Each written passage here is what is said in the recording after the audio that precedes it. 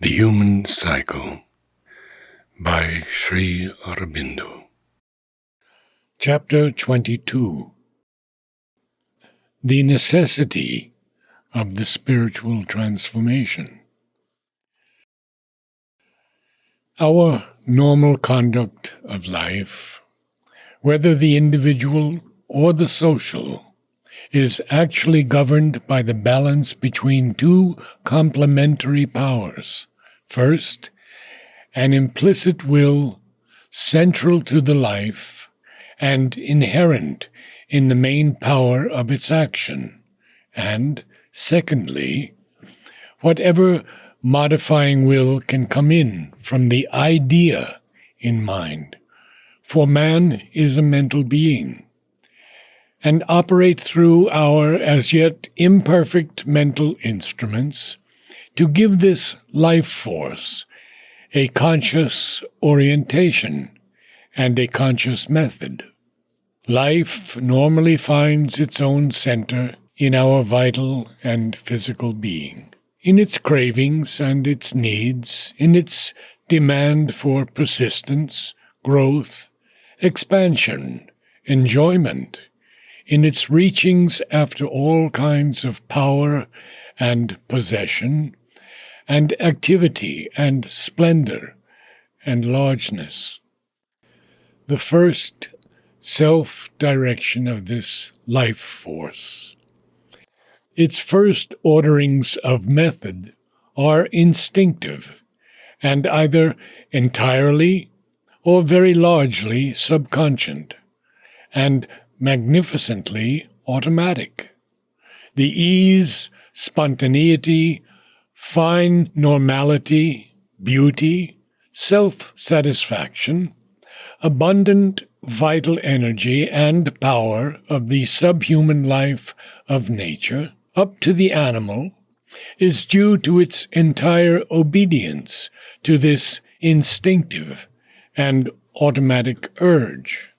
It is a vague sense of this truth, and of the very different, and in this respect, inferior character of human life, that makes the thinker, when dissatisfied with our present conditions, speak of a life according to nature as the remedy for all our ills, and attempt to find such a rule in the essential nature of man, has inspired many revolutionary conceptions of ethics and society, and individual self-development, down to the latest of the kind, the strangely inspired vitalistic philosophy of Nietzsche. The common defect of these conceptions is to miss the true character of man and the true law of his being, his dharma. Nietzsche's idea that to develop the Superman out of our present very unsatisfactory manhood is our real business, is in itself an absolutely sound teaching. His formulation of our aim, quotes, to become ourselves, to exceed ourselves, implying as it does that man has not yet found all his true self, his true nature, by which he can successfully and spontaneously live, could not be bettered. But then the question of questions is there. What is our self? And what is our real nature?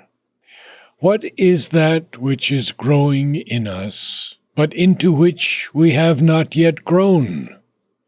It is something divine, is the answer.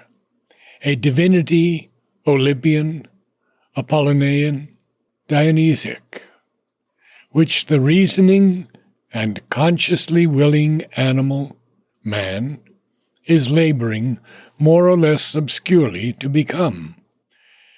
Certainly it is all that. But in what shall we find the seed of that divinity? And what is the poise in which the Superman, once self-found, can abide and be secure from lapse into this lower and imperfect manhood? Is it the intellect and will, the double-aspected buddhi of the Indian psychological system? But this is at present a thing so perplexed, so divided against itself, so uncertain of everything it gains, up to a certain point, indeed, magically creative and efficient, but when all has been said and done, in the end, so splendidly futile, so at war with, and yet so dependent upon and subservient to our lower nature, that even if in it there lies concealed some seed of the entire divinity, it can hardly itself be the seed, and at any rate gives us no such secure and divine poise as we are seeking. Therefore we say, not the intellect and will, but that supreme thing in us, yet higher than the reason, the spirit, here concealed behind the coatings of our lower nature, is the secret seed of the divinity, and will be, when discovered and delivered, luminous above the mind, the wide ground upon which a divine life of the human being can be with security founded. When we speak of the Superman, we speak evidently of something abnormal or supernormal to our present nature, so much so that the very idea of it becomes easily alarming and repugnant to our normal humanity. The normal human does not desire to be called out from its constant mechanical round to scale what may seem to it impossible heights, and it loves still less the prospect of being exceeded, left behind, and dominated. Although the object of a true supermanhood is not exceeding and domination for its own sake, but precisely the opening of our normal humanity to something now beyond itself, that is yet its own destined perfection. But mark that this thing which we have called normal humanity is itself something abnormal in nature, something the like and parity of which we look around in vain to discover. It is a rapid freak, a sudden miracle. Abnormality in nature is no objection, no necessary sign of imperfection, but may well be an effort at a much greater perfection. But this perfection is not found until the abnormal can find its own secure normality, the right organization of its life in its own kind and power and on its own level. Man is an abnormal who has not found his own normality. He may imagine he has, he may appear to be normal in his own kind, but that normality is only a sort of provisional order.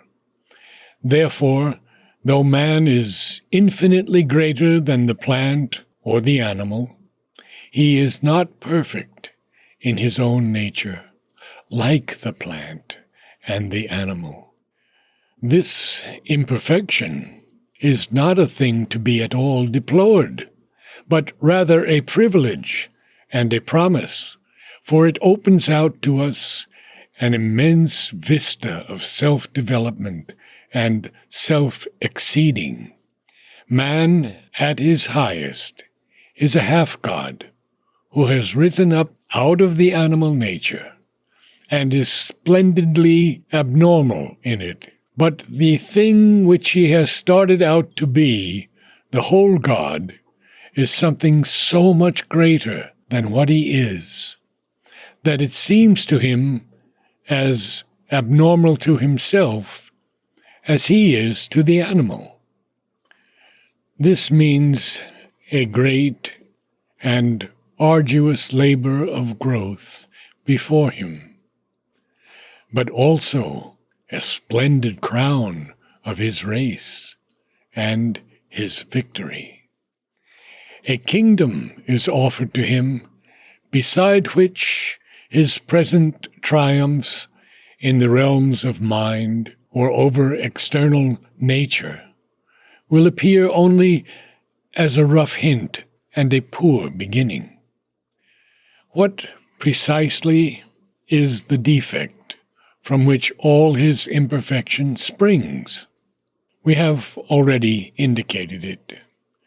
That has indeed been the general aim of the preceding chapters, but it is necessary to state it now more succinctly and precisely.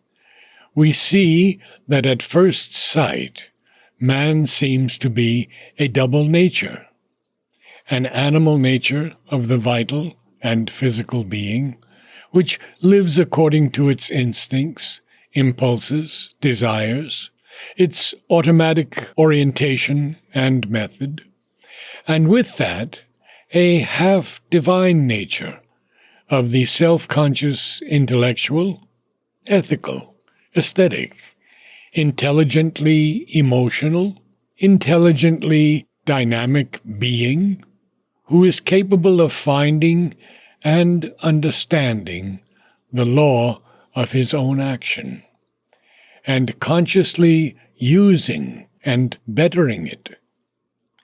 A reflecting mind that understands nature, a will that uses, elevates, perfects nature, a sense that intelligently enjoys nature. The aim of the animal part of us is to increase vital possession and enjoyment. The aim of the semi-divine part of us is also to grow, possess, and enjoy.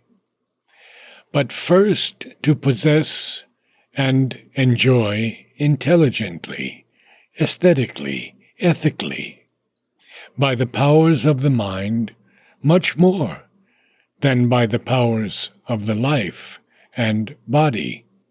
And secondly, to possess and enjoy not so much the vital and physical, except insofar as that is necessary as a foundation and starting point, a preliminary necessity or condition, a standing ground and basis, but things intellectual, ethical, and aesthetic, and to grow not so much in the outward life, except insofar as that is necessary to the security, ease, and dignity of our human existence, but in the true, the good, and the beautiful.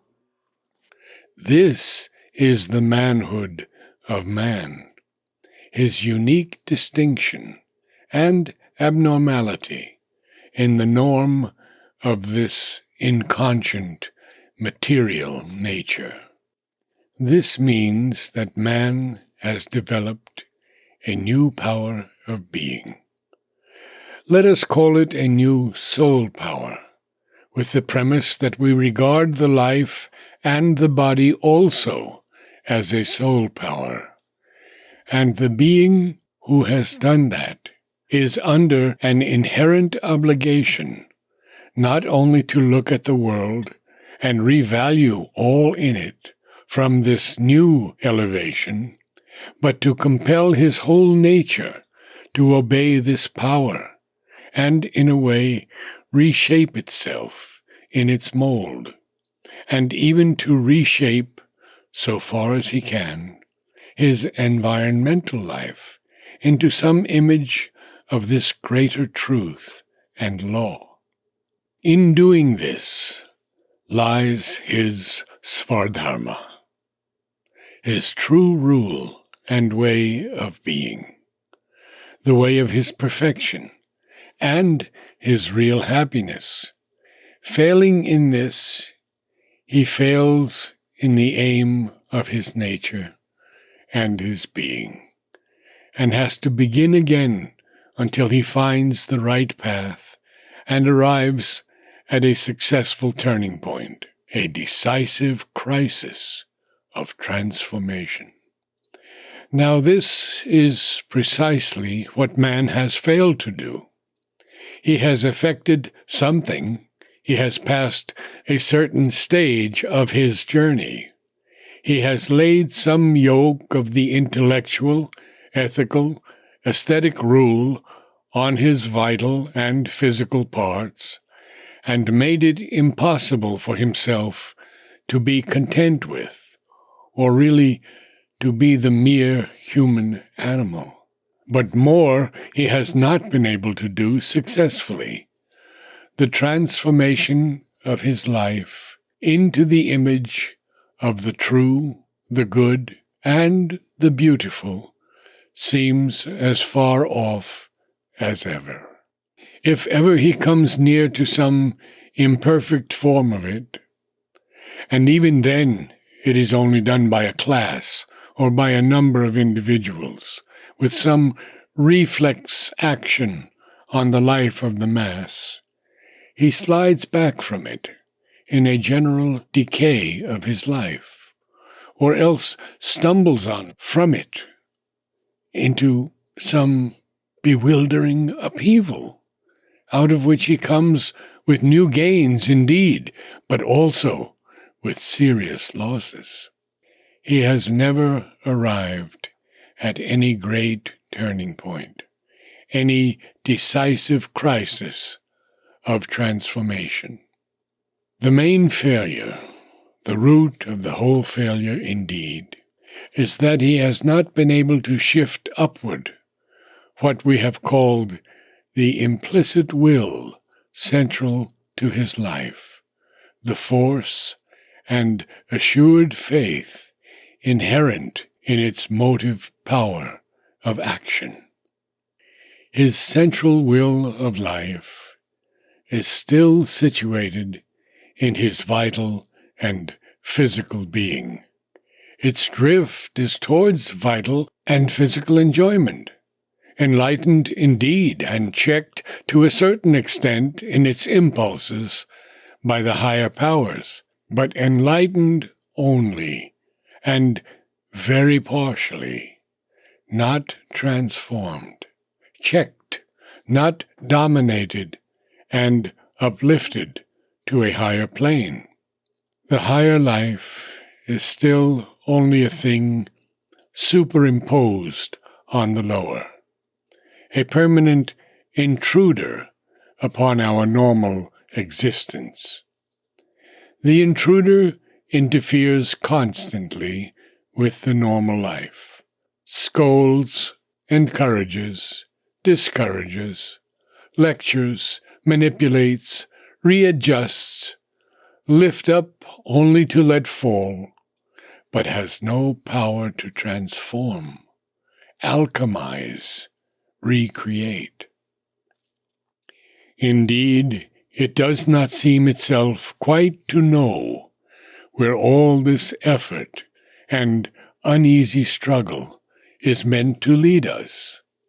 Sometimes it thinks to a quite tolerable human life on earth, the norm of which it can never successfully fix, and sometimes it imagines our journey is to another world, whither by a religious life, or else an edifying death, it will escape out of all this pother and trouble of mortal being.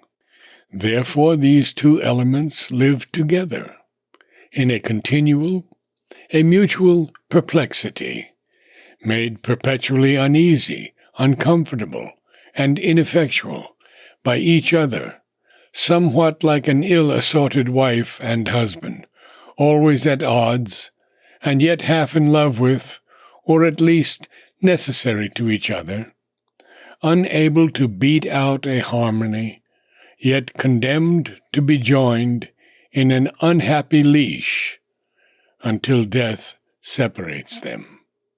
All the uneasiness, dissatisfaction, disillusionment, weariness, melancholy, pessimism of the human mind comes from man's practical failure to solve the riddle and the difficulty of his double nature.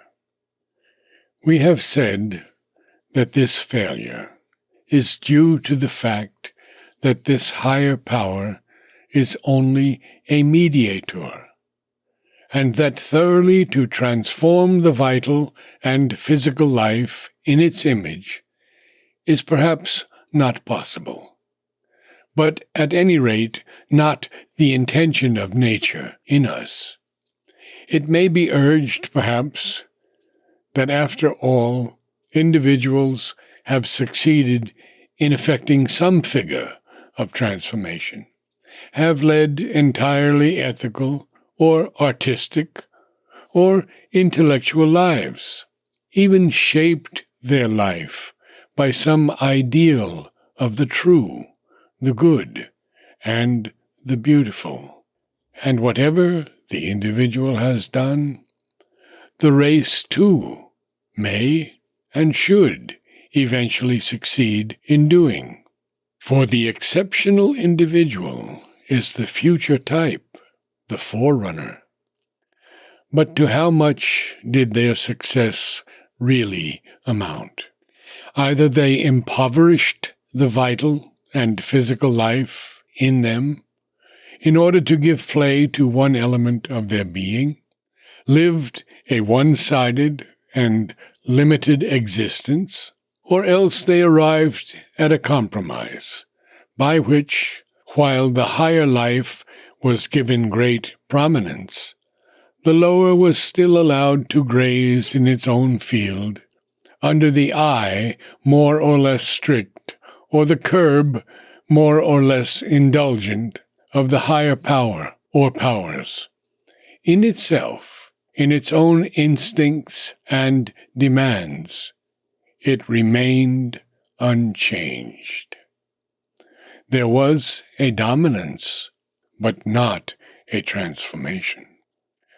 Life cannot be entirely rational, cannot conform entirely to the ethical, or the aesthetic, or the scientific and philosophic mentality.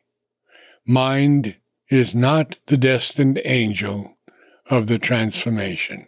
All appearances to the contrary are always a trompe-l'oeil, an intellectual, aesthetic, or ethical illusion. Dominated, repressed life may be, but it reserves its right. And though individuals or a class may establish this domination for a time, and impose some simulacrum of it upon the society, life in the end circumvents the intelligence.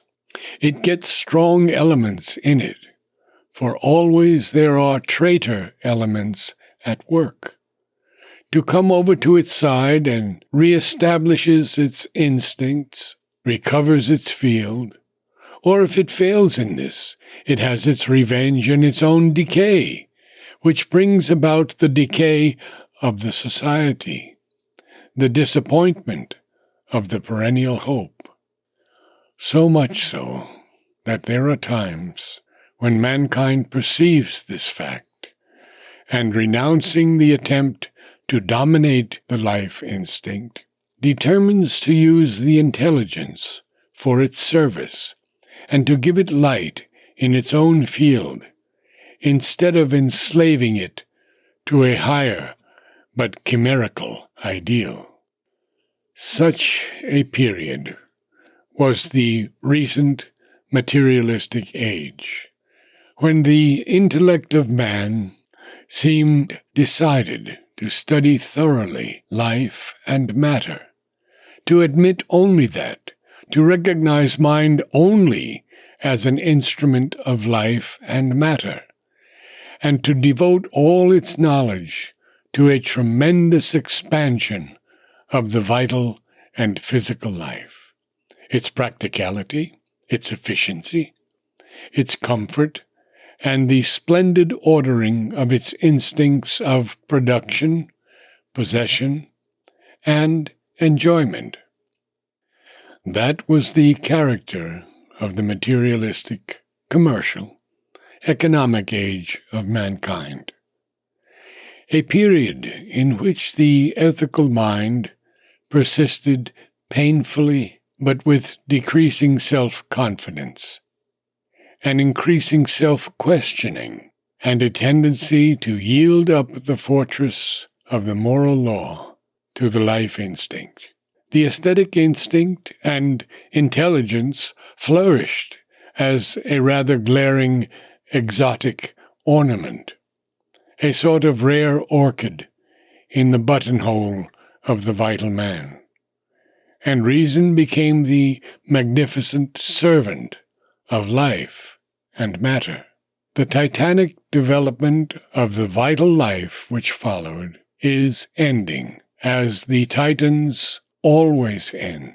It lit its own funeral pyre in the conflagration of a world war, its natural upshot, a struggle between the most efficient and civilized nations for the possession and enjoyment of the world, of its wealth, its markets, its available spaces, an inflated and plethoric commercial expansion, largeness of imperial size and rule, for that is what the Great War signified and was in its real origin, because that was the secret or the open intention of all pre-war diplomacy and international politics. And if a nobler idea was awakened, at least for a time, it was only under the scourge of death, and before the terrifying specter of a gigantic mutual destruction. Even so, the awakening was by no means complete. Not everywhere quite sincere, but it was there, and it was struggling towards birth even in Germany, once the great protagonist of the vitalistic philosophy of life. In that awakening lay some hope of better things. But for the moment at least, the vitalistic aim has once more raised its head in a new form, and the hope has dimmed in a darkness and welter in which only the eye of faith can see chaos preparing a new cosmos. The first result of this imperfect awakening seemed likely to be a return to an older ideal, with a will to use the reason and the ethical mind better and more largely in the ordering of individual, of national, and of international life. But such an attempt, though well enough as a first step, cannot be the real and final solution. If our effort ends there, we shall not arrive. The solution lies, we have said, in an awakening to our real, because our highest self and nature, that hidden self which we are not yet, but have to become, and which is not the strong and enlightened vital will hymned by Nietzsche, but a spiritual self and spiritual nature that will use the mental being, which we already are, but the mental being spiritualized and transformed by a spiritual ideality, the aim and action of our vital and physical nature. For this is the formula of man in his highest potentiality, and safety lies in tending towards our highest and not in resting content with an inferior potentiality. To follow after the highest in us may seem to be to live dangerously, to use again one of Nietzsche's inspired expressions. But by that danger comes victory and security. To rest in or follow after an inferior potentiality may seem safe, rational, comfortable, easy, but it ends badly in some futility or in a mere circling down the abyss or in a stagnant morass. Our right and natural road is towards the summits. We have then to return to the pursuit of an ancient secret which man as a race has seen only obscurely and followed after lamely, has indeed understood only with his surface mind and not in its heart of meaning. And yet, in following it, lies his social, no less than his individual salvation, the ideal of the kingdom of God, the secret of the reign of the Spirit over mind and life and body. It is because they have never quite lost hold of this secret, never disowned it in impatience for a lesser victory, that the older Asiatic nations have survived so persistently, and can now, as if immortal, raise their faces towards a new dawn. For they have fallen asleep, but they have not perished. It is true that they have for a time failed in life, where the European nations, who trusted to the flesh and the intellect, have succeeded. But that success, speciously complete, but only for a time, has always turned into a catastrophe. Still, Asia had failed in life.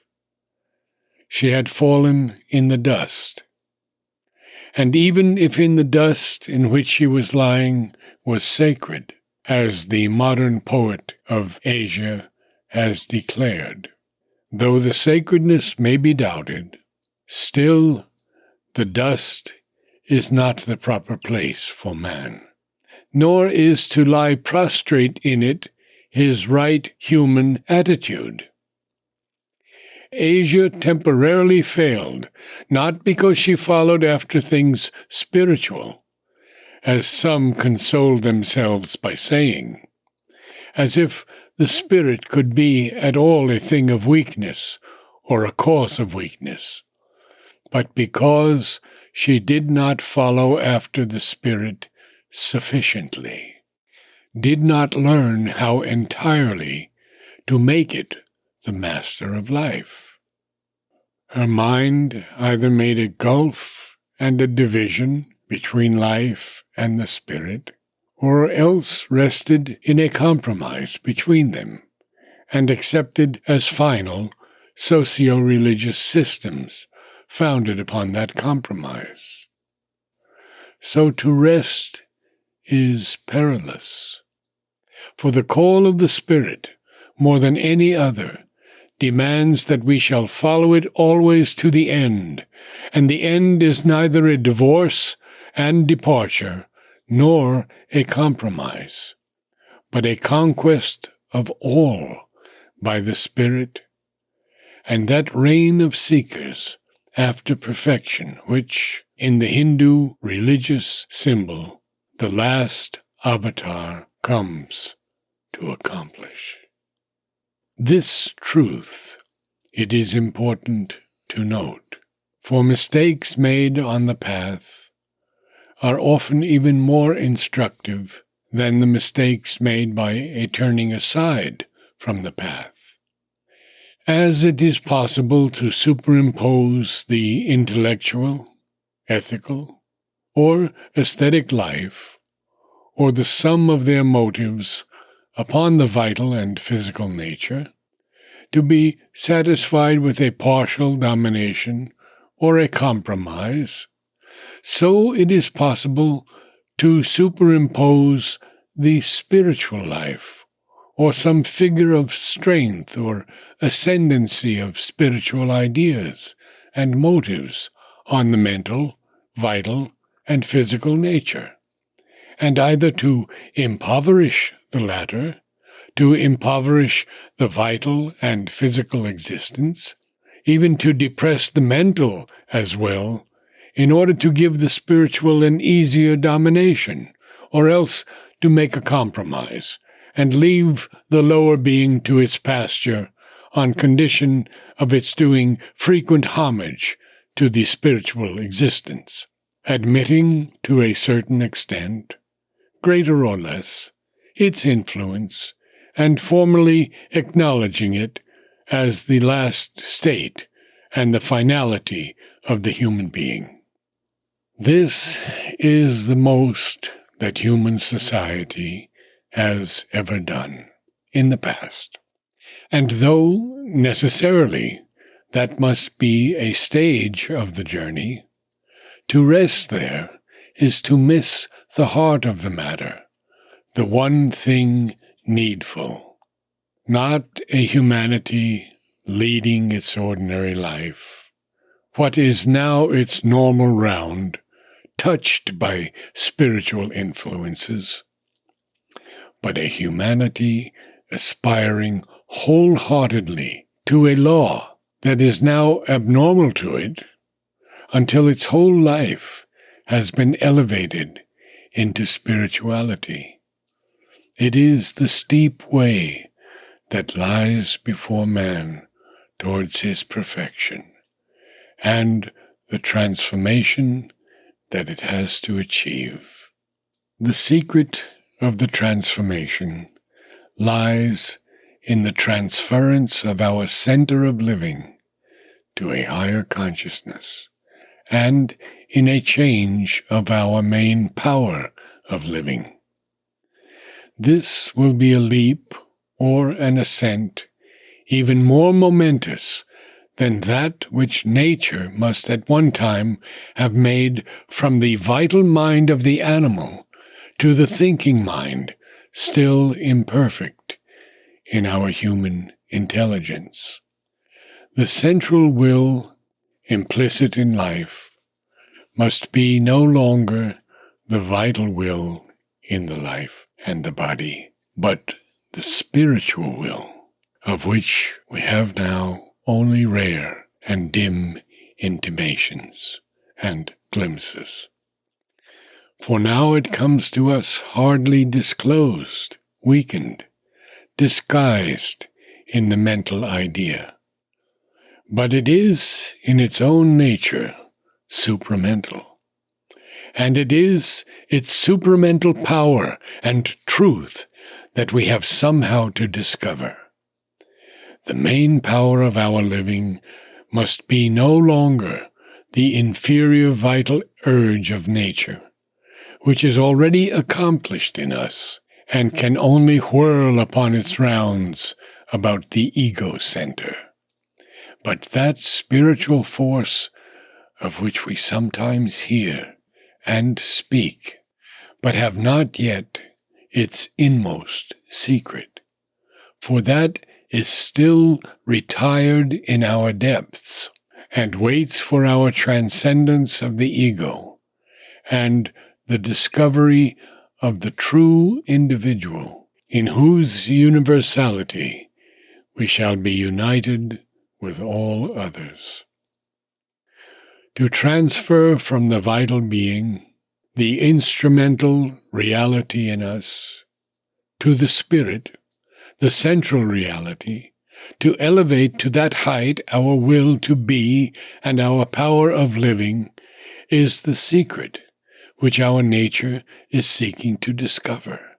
All that we have done hitherto is some half-successful effort to transfer this will and power to the mental plane.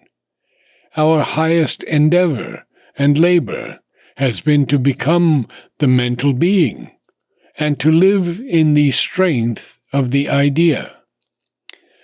But the mental idea in us is always intermediary and instrumental. Always it depends on something other than it for its ground of action, and therefore, although it can follow for a time after its own separate satisfaction, it cannot rest forever satisfied with that alone. It must either gravitate downwards and outwards towards the vital and physical life, or it must elevate itself inwards and upwards towards the spirit. And that must be why, in thought, in art, in conduct, in life, we are always divided between two tendencies, one idealistic, the other realistic. The latter very easily seems to us more real, more solidly founded, more in touch with actualities, because it relies upon a reality which is patent, sensible, and already accomplished. The idealistic easily seems to us something unreal, fantastic, unsubstantial, nebulous, a thing more of thoughts and words than of live actualities, because it is trying to embody a reality not yet accomplished. To a certain extent, we are perhaps right. For the ideal, a stranger among the actualities of our physical existence, is in fact a thing unreal, until it has either in some way reconciled itself to the imperfections of our outer life, or else has found the greater and purer reality for which it is seeking, and imposed it on our outer activities. Till then, it hangs between two worlds, and has conquered neither the upper light nor the nether darkness. Submission to the actual by a compromise is easy. Discovery of the spiritual truth and the transformation of our actual way of living is difficult. But it is precisely this difficult thing that has to be done, if man is to find and fulfill his true nature. Our idealism is always the most rightly human thing in us, but as a mental idealism, it is a thing ineffective. To be effective, it has to convert itself into a spiritual realism, which shall lay its hands on the higher reality of the spirit and take up for it this lower reality of our sensational, vital, and physical nature. This upward transference of our will to be and our power of life we have then to make the very principle of our perfection. That will, that power must choose between the domination of the vital part in us and the domination of the spirit.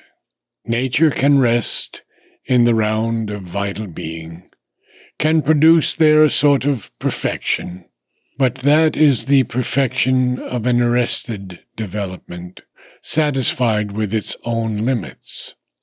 This she can manage in the plant and the animal, because the life and the body are there at once the instrument and the aim. They do not look beyond themselves. She cannot do it in man, because here she has shot up beyond her physical and vital basis. She has developed in him the mind, which is an outflowering of the life towards the light of the spirit, and the life and the body are now instrumental, and no longer their own aim. Therefore, the perfection of man cannot consist in pursuing the unillumined round of physical life. Neither can it be found in the wider rounds of the mental being, for that also is instrumental and tends towards something else beyond it, something whose power indeed works in it, but whose larger truth is superconscient to its present intelligence, supramental. The perfection of man lies in the unfolding of the ever-perfect Spirit. The lower perfection of nature, in the plant and the animal, comes from an instinctive, an automatic, a subconscient obedience in each to the vital truth of its own being. The higher perfection of the spiritual life will come by a spontaneous obedience of spiritualized man to the truth of his own realized being, when he has become himself, when he has found his own real nature. For this spontaneity will not be instinctive and subconscient. It will be intuitive and fully, integrally conscious.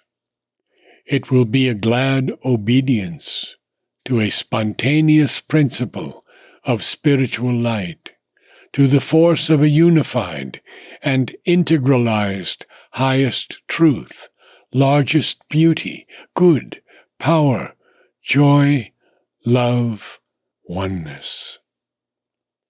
The object of this force acting in life will and must be, as in all life, growth, possession, enjoyment, but a growth which is a divine manifestation, a possession and enjoyment spiritual and of the Spirit in things, an enjoyment that will use but not depend on the mental, vital, and physical symbols of our living. Therefore, this will not be a limited perfection of arrested development, dependent on the repetition of the same forms and the same round of actions, any departure from which becomes a peril and a disturbance. It will be an illimitable perfection, capable of endless variation in its forms. For the ways of the Spirit are countless and endless, but securely the same in all variations, one, but multitudinously infinite. Therefore, too, this perfection cannot come by the mental idea dealing with the Spirit as it deals with life. The idea in mind, seizing upon the central will in spirit, and trying to give this higher force a conscious orientation and method in accordance with the ideas of the intellect, is too limited, too darkened, too poor a force to work this miracle. Still less can it come if we chain the Spirit to some fixed mental idea or system of religious cult, intellectual truth, aesthetic norm, ethical rule, practical action, way of vital and physical life, to a particular arrangement of forms and actions, and declare all departure from that a peril and a disturbance or a deviation from spiritual living. That was the mistake made in Asia, and the cause of its arrested development and decline. For this is to subject the higher to the lower principle, and to bind down the self-disclosing spirit to a provisional and imperfect compromise with mind and the vital nature.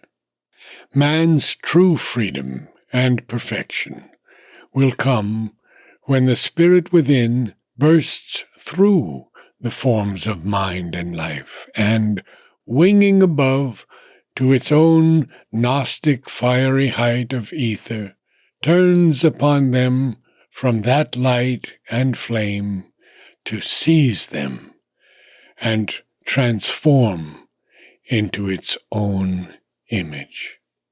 In fact, as we have seen, the mind and the intellect are not the key power of our existence, for they can only trace out a round of half-truths and uncertainties, and revolve in that unsatisfying circle. But concealed in the mind and life, in all the action of the intellectual, the aesthetic, the ethical, the dynamic and practical, the emotional, sensational, vital and physical being, there is a power that sees by identity and intuition, and gives to all these things such truth and such certainty and stability as they are able to compass. Obscurely, we are now beginning to see something of this behind all our science and philosophy, and all our other activities. But so long as this power has to work for the mind and life, and not for itself, to work in their forms, and not by its own spontaneous light, we cannot make any great use of this discovery, cannot get the native benefit of this inner daemon. Man's road to spiritual supermanhood will be open when he declares boldly that all he has yet developed, including the intellect, of which he is so rightly and yet so vainly proud, are now no longer sufficient for him, and that to uncase, discover, set free this greater light within, shall be henceforward his pervading preoccupation.